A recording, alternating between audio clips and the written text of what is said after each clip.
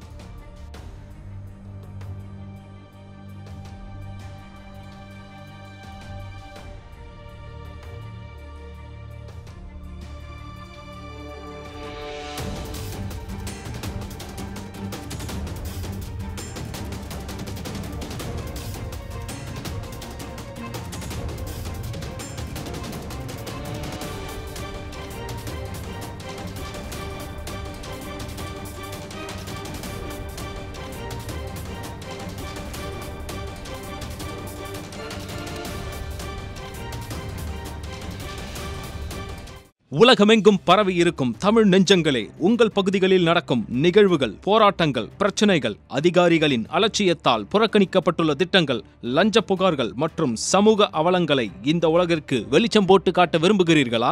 உங்கள் செல்போன் மூலமோ அல்லது தங்களிடம் இருக்கும் கேமரா மூலமாகவோ பிரச்சனைகளை வீடியோவாக பதிவு செய்து எங்களுக்கு அனுப்புங்கள். உங்கள் பகுதி பிரச்சனைகளை உலகுக்கு வெளிச்சப்படுத்தி அப்பிரச்சனைகள் நீங்க வழி செய்வதுடன் உங்களுக்குரிய சன்மானத்தையும் வழங்குகிறோம்.